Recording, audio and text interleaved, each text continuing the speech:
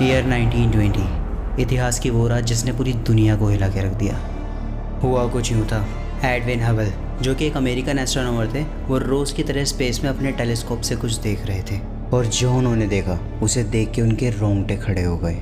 उन्होंने नोटिस किया कि हमारी गैलेक्सी के पास वाली जो गैलेक्सी है वो हमसे दूर जा रही है, और सिर्फ दूर ही नहीं जा रही बल्कि धीरे धीरे साइज़ में बड़ी भी हो रही है।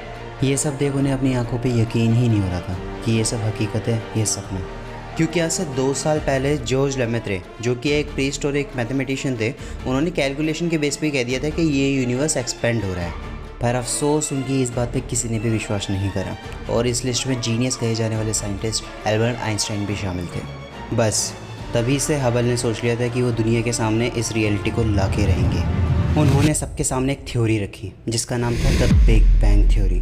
थ्योरी में हबल ने बताया कि ये ब्रह्मांड लगातार फैल रहा है, हमारी गैलेक्सीज एक दूसरे से दूर जा रही हैं और साथ साथ बड़ी भी हो रही हैं। यानी कि कभी ना कभी ये गैलेक्सीज या जितना भी डस्ट पार्टिकल्स है कभी एक जगह पे स्थित था और किसी फोर्स के चलते ही ये फैला है और लगातार फैलता जा रहा है। तो वो कौन सा फोर्स था, इसे जानने के लिए हम थोड़ा वक्त को पीछे ले जाते हैं और देखते हैं असल में हुआ क्या था।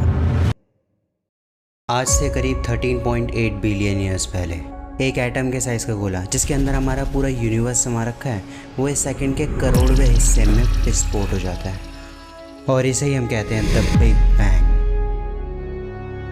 और इसी के चलते टाइम यानी समय का जन्म होता है। बिग बैंग से बना ये ब्रह्मांड अपने अस्तित्व में आता है और इसके अंदर से निकले हुए गर्म डस्ट के पार्टिकल्स पूरे ब्रह्मांड में फैल जाते हैं। करोड़ों साल तक फैलने के बाद वक्त के साथ ये पार्टिकल्स अपने आप ही ठंडे हो जाते हैं, जिसके चलते मैटर का फॉर्मेशन होता है। ये सारे खरबों डस्ट पार्टिकल्स मिलकर सब एटॉमिक पार्टिकल्स बनाते हैं, जैसे कि प्रोटॉन, न्यूट्रॉन्स और इलेक्ट्रॉन्स, जिससे 2 तरह के सब्सटेंसेस सामने आते हैं। पहला है मैटर, जिससे आप, मैं और ये पूरा ब्रह्मांड बना है, और दूसरा है एंटी मैटर।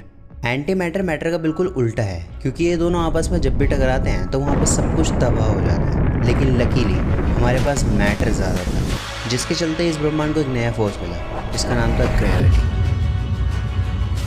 और इसी ग्रेविटी के चलते इस यूनिवर्स में जितने भी सब्सटेंसेस थे वो आपस में कोलैप्स होकर टकराने लगे, और इस टकराव में जहाँ जहाँ हाइड्रोजन गैस के एटम्स थे वहाँ का टेम्परेचर लाखों डिग्री सेल्सियस से भी ऊपर चले जाता था।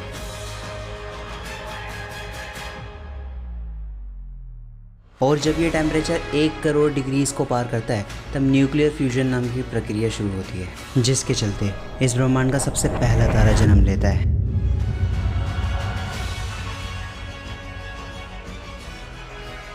ठीक इसी तरह अनगिनत तारे इस ब्रह्मांड में जन्म लेते हैं, और ये वही तारे हैं जो रात के समय हम आसमान में देखते हैं। वो बात अलग है कि हर कोई इतना सोचता नहीं है, लेकिन फैक्ट ये है कि हमारा सन जो सूरज है वो भी एक तारा ही है।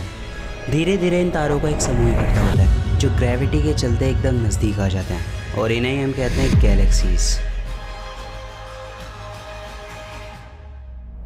ठीक इसी तरह इस ब्रह्मांड में अरबों गैलेक्सीज बन गई है, जिसमें से हमारी भी एक थी, द मिल्की वे गैलेक्सी, यानी कि आकाशगंगा। हमारे इस गैलेक्सी के अंदर अरबों खरबों तारे थे जिनका नज़ारा बेहद ही खूबसूरत था। टाइम के साथ ग्रेविटी और भी ज़्यादा स्ट्रॉन्ग होने लगी, और जहाँ जहाँ हाइड्रोजन गैस के एटम्स बचे हुए थे वो एक जगह पे कंबाइंड होकर न्यूक्लियर फ्यूजन की प्रक्रिया शुरू करने लगे, जिसके चलते जन्म होता है हमारे सूरज का। कुछ बचे कुछ डस्ट पार्टिकल्स अभी भी स्पेस में तैर रहे थे, और समय के साथ वो भी आपस में कोलैप्स होने लगते हैं, जिसके चलते बहुत जल्द रॉकी प्लैनेट्स बनने स्टार्ट हो जाते हैं। इसी बीच हमारे अर्थ का भी ऑलमोस्ट स्ट्रक्चर तैयार हो चुका होता है, और वो कुछ इस तरह की दिख रही होती है, और इसे देख के कोई भी नहीं कह सकता कि इसका नाम होने वाला है अर्थ। समय के साथ और भी रॉकी प्लैनेट्स बनने स्टार्ट हो जाते हैं, और हमारा सोलर सिस्टम कुछ कुछ आज जैसा दिखने लगता है।